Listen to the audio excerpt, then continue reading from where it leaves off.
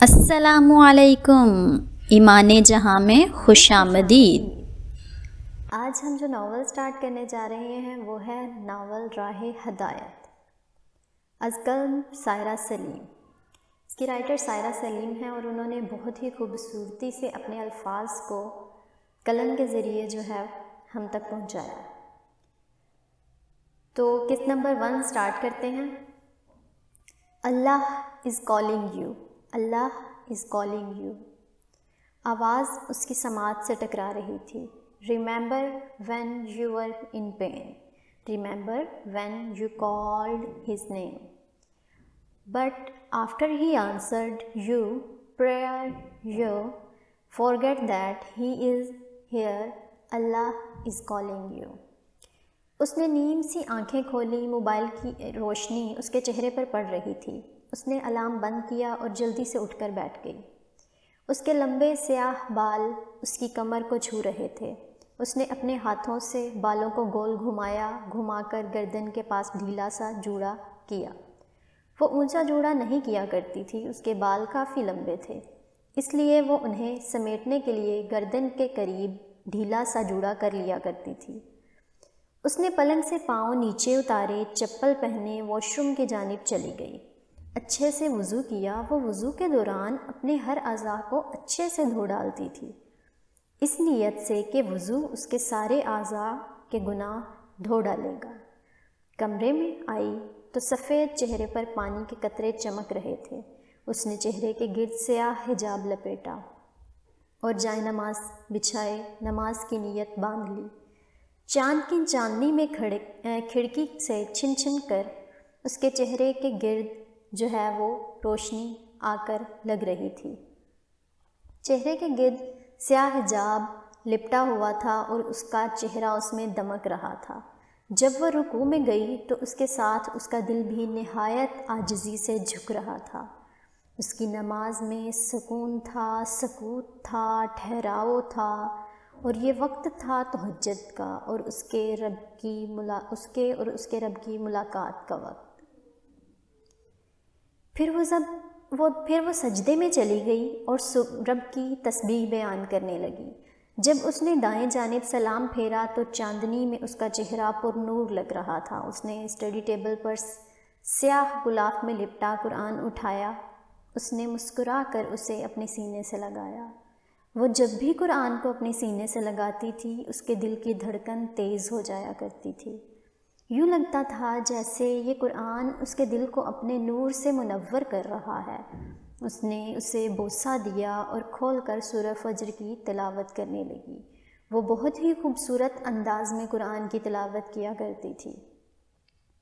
والفجر، قسم ہے فجر کی، ولیالٍ عشر، اور 10 راتوں کی۔ وہ روانی سے تلاوت کر رہی تھی، ہر آیت پر وہ رک رک کر غور و فکر کر رہی تھی، اور جب وہ ان آیات پر پہنچی، یا ایتھا النفس المطمئنہ، اے اطمینان والی روح، ارجعی الی ربک راضیۃ مرضیہ، تو اپنے رب کی طرف لوٹ چل اس طرح کہ تو اس سے راضی، وہ تجھ سے راضی۔ فادخلی فی عبادی، پس میرے خاص بندوں میں داخل ہو جا۔ وادخلی و جنتی، اور میری جنت میں چلی جا۔ سسکیاں شروع ہو گئیں، اس کے آنسو بہتے چلے جا رہے تھے۔ وہ جب بھی اس صورت کو پڑھتی تھی، ان آیتوں پر آ کر وہ رونے لگتی تھی۔ اس کے آنسو مسلسل بہہ رہے تھے۔ یا اللہ، یا رحمان، یا رحیم، میں آپ کی بہت کمزور سی بندی ہوں، آپ کا دیدار کرنا چاہتی ہوں۔ جب مروں تو مجھے ان الفاظ سے پکارا جائے، میں آپ سے راضی ہوں، میں آپ سے راضی ہوں۔ اللہ جی، بس آپ مجھ سے راضی ہو جائیں، مجھے اپنے خاص بندوں میں شامل کر لیں، جن کا ذکر آپ فرشتوں میں کرتے ہیں اور جبرائیل علیہ السلام کو بلا کر کہتے ہیں کہ جبرائیل میں فلاں بندے سے محبت کرتا ہوں، تم بھی اس سے محبت کرو۔ اور پھر جبرائیل باقی فرشتوں سے یہ الفاظ کہتے ہیں تو باقی فرشتے بھی اس بندے سے محبت کرنے لگتے ہیں، اور پھر دنیا والے بھی اس سے محبت کرنے لگتے ہیں۔ وہ روتے چلے جا رہی تھی، سیاہ حجاب میں اس کا چہرہ آنسوؤں سے بھیگ چکا تھا۔ اللہ اکبر، اللہ اکبر، اللہ اکبر، اللہ سب سے بڑا ہے، اللہ سب سے بڑا ہے۔ فجر کی اذان اس کی سماعت سے ٹکرا رہی تھی، ایک خوشگوار سا ماحول بن گیا تھا۔ الصلاۃ خیر من النوم، الصلاۃ خیر من النوم، نماز نیند سے بہتر ہے، نماز نیند سے بہتر ہے۔ ہر طرف اذانوں کی آوازیں گونجنے لگی تھیں۔ اس نے آنسو صاف کیے اور قرآن کو چوم کر اسے سینے سے لگا کر ٹیبل پر رکھ دیا اور نماز فجر ادا کرنے لگی۔ وہ صبح کے اذکار پڑھنے چھت پر آ گئی۔ اندھیرا روشنی میں بدل رہا تھا، چڑیاں اپنے اپنے گھونسلوں سے نکل کر اپنے رب کی تسبیح بیان کر رہی تھیں۔ صبح کی تازی اور ٹھنڈی ہوا اس کے چہرے سے ٹکرا رہی تھی۔ سبحان اللہ و بحمدہ، وہ تسبیح بیان کر رہی، پرندوں کے ساتھ مل کر ایک ہی رب کی۔ تھوڑی ہی دیر بعد آسمانوں سے سرخ روشنی ابھرنے لگی اور دیکھتے ہی دیکھتے سورج خوبصورت انداز سے طلوع ہو رہا تھا۔ وہ ذکر کرتی رہی یہاں تک کہ جب سورج طلوع ہوئے 20 منٹ گزر چکے تھے، وہ اپنے کمرے میں آ کر اشراق ادا کرنے لگی، اور ادا کرنے کے بعد وہ کالج کے لیے تیار ہونے لگی۔ یونیفارم پہنا، بالوں کو کنگھی کی اور ان کو سمیٹ کر سر پر سفید رنگ کا اسکارف لپیٹ رہی تھی کہ دروازہ کھٹکھٹانے کی آواز آئی، جو بہت ہی نرم اور میٹھی تھی۔ وہ شیشے پر کھڑی اپنا اسکارف سیٹ کر رہی تھی جب رضیہ بیگم نے پکارا، حور بیٹا آ جاؤ، گڑیا ناشتہ کر لو۔ جی امی جان، بس 1 منٹ۔ وہ سفید یونیفارم کے اوپر سفید اسکارف میں واقعی حور لگ رہی تھی۔ اس کی کانچ سی بری آنکھیں چمک رہی تھیں۔ اس نے جلدی سے دروازہ کھولا تو رضیہ بیگم کو مسکراتے ہوئے پایا۔ ماشاء اللہ، میرے چاند سی بیٹی کو اللہ ہر بری نظر سے بچائے، کہتے ہوئے رضیہ بیگم نے حور کا ماتھا چوما۔ آؤ ناشتہ کر لو۔ حور اپنے کمرے میں بکھری چیزیں سمیٹنے لگی، سمیٹ کر باہر کھانے والی ٹیبل پر آ بیٹھی۔ السلام علیکم بابا جان۔ وعلیکم السلام بیٹا، نفیس صاحب نے مسکراہٹ سے جواب دیا۔ اس نے بریڈ پر جیم لگایا اور سلیقے سے کھانے لگی، دودھ کا گلاس پیا اور نیپکن سے لب تھپتھپائے۔ امی جان، میرا کالج جانے کا وقت ہو گیا ہے، وہ کہتے ہوئے کرسی دھکیل کر کھڑی ہوئی اور رضیہ بیگم کی دعائیں لیتے ہوئے عبایا پہنے کالج کے لیے نکل پڑی۔ حور کے گھر والے دین پر چلنے والے تھے، اس لیے اسے اتنی مشکلات کا سامنا نہیں کرنا پڑا تھا، البتہ باہر کے لوگوں سے اسے تنقید کا سامنا کرنا ضرور پڑتا تھا۔ وہ کلاس میں داخل ہوئی تو کچھ لڑکیاں پڑھنے میں مگن تھیں، کچھ باتیں کر رہی تھیں اور کچھ اسے دیکھ کر برے برے منہ بنا رہی تھیں۔ مجھے سمجھ نہیں آتا، جب ساری کلاس کی لڑکیاں ویسے ہی آتی ہیں تو اس نے ضرور کالا ٹینٹ پہن کر آنا ہوتا ہے، پوری کلاس میں عجوبہ لگ رہی ہوتی ہے، آمنہ نور سے کہتے ہوئے منہ بسور رہی تھی۔ حور نے بظاہر سن لیا تھا، مگر وہ مسکراہٹ سے ان دونوں کو سلام کرنے لگی۔ آمنہ نے تو منہ ہی پھیر لیا اور نور نے وعلیکم السلام کہہ کر کتاب کھولے پڑھنے لگی۔ حور خاموشی سے جا کر اپنی سیٹ پر بیٹھ گئی۔ نور کی بظاہر حور سے دوستی نہیں تھی، پر وہ اس کانچ سی بری آنکھوں میں کبھی کبھی کھو جاتی تھی۔ اسے اس کی آنکھوں میں ایک عجیب سی چمک محسوس ہوتی تھی۔ نور ایک امیر خاندان سے تعلق رکھتی تھی، جہاں پر بس نام کے مسلمان رہتے تھے، نماز روزے پر اپنی کوئی توجہ نہیں دی جاتی تھی۔ حور کلاس کے بعد باہر گھاس پر بیٹھ کر اسائنمنٹ بنانے میں مشغول تھی۔ وہ ایک ذہین لڑکی تھی جو دین کے ساتھ ساتھ دنیا کو بھی بہت اچھے سے لے کر چل رہی تھی۔ آمنہ اور نور اس کے پاس سے گزر رہی تھی۔ بڑی آئی پڑھاکو، اتنی اسلامی بنتی ہے تو مدرسے میں چلی جائے جہاں اس کے جیسے اور بھی نمونے ہوتے ہیں، کہا۔ حور نے نظریں اٹھا کر دونوں کو دیکھا۔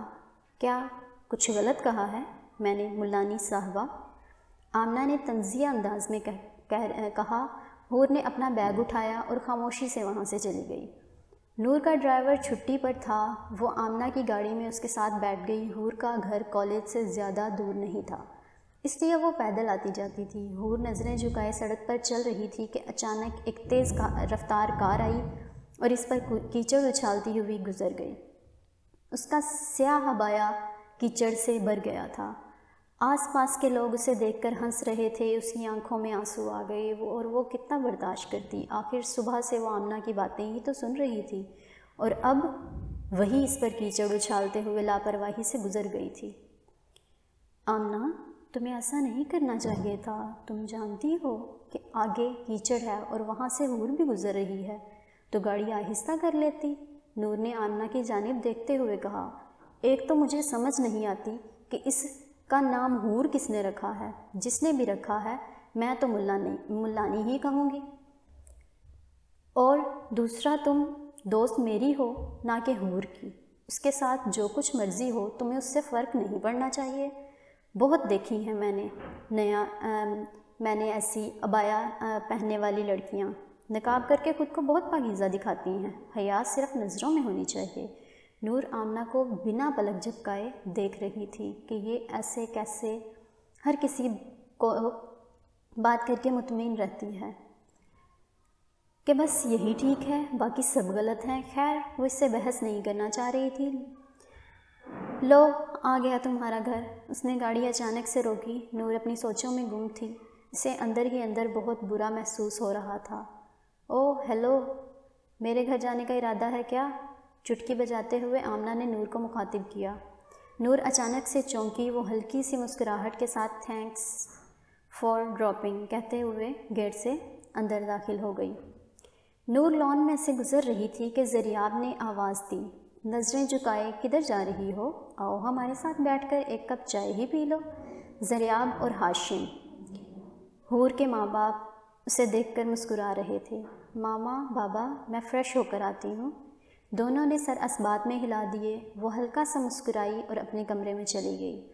نور گھر میں سب سے چھوٹی بیٹی تھی اور سب سے زیادہ لاڈ پیار بھی اسی کو ملتا تھا۔ ایک بھائی تھا جو ہاشم کے ساتھ ہی آفس میں جاتا تھا۔ ارسلان سے بڑی اس کی ایک بہن تھی، انوشے، جس کے لیے ہاشم صاحب کوئی اچھا رشتہ ڈھونڈ رہے تھے۔ نور کو عجیب سی بے چینی ہو رہی تھی۔ اسے حور کے ساتھ جو آمنہ نے کیا وہ ناگوار گزر رہا تھا۔ پتہ نہیں کیوں میں حور کے بارے میں اتنا سوچ رہی ہوں۔ اس نے سر جھٹک کر الماری کھولی اور ہاف بازو نیوی بلو شرٹ نکالی اور نیچے میچنگ کر کے پینٹ نکالی اور شاور لینے چلی گئی۔ گیلے بال تولیے کے ساتھ رگڑتی باہر آ کر وہ مرر کے سامنے کھڑی ہو گئی۔ اس کے بال کندھوں تک آتے تھے، جس پر اس نے گرین کلر کی ڈائی کروائی ہوئی تھی۔ روشنی کے نیچے اس کے بال بہت ہی خوبصورت شیڈ دے رہے تھے۔ سرمئی آنکھیں، پلکیں اتنی لمبی کہ دیکھنے والا مسحور ہو جاتا اس کی آنکھوں سے۔ ڈرائر کے ساتھ بال خشک کیے، لائٹ پنک لپسٹک لگائے اور لان میں ہاشم صاحب اور زریاب کے پاس آ بیٹھی۔ کھانا کھایا؟ زریاب نے چائے پیتے ہوئے نور سے پوچھا کہ کھانا کھایا؟ نہیں ماما، بھوک نہیں تھی، چائے لوں گی۔ زریاب نے چائے کا کپ آگے بڑھایا تو نور نے مسکراتے ہوئے پکڑا اور گھونٹ گھونٹ پینے لگی۔ نور بیٹا، جیسا کہ آپ کو پتہ ہے کہ ہم انوشے کے لیے رشتے کی تلاش میں تھے۔ میرا ایک دوست ہے ابراہیم، اس کا بیٹا روہیل بہت اچھا بزنس مین ہے۔ میں اس ویکنڈ پر انہیں بلا رہا ہوں انوشے کو دیکھنے۔ تم کالج سے آف کر لینا۔ میں نے سوچا دوستی رشتے میں کیوں نہ بدل جائے۔ ہاشم صاحب ٹانگ پر ٹانگ رکھے مسکرا کر بول رہے تھے۔ بابا، جیسا آپ کو ٹھیک لگے۔ ویسے بھی انوشے آپی بہت خوبصورت ہیں، ایجوکیٹڈ ہیں، مجھے لگتا ہے ان کو پسند آ جائیں گی۔ سو تو ہے، زریاب نے مسکراتے ہوئے کہا۔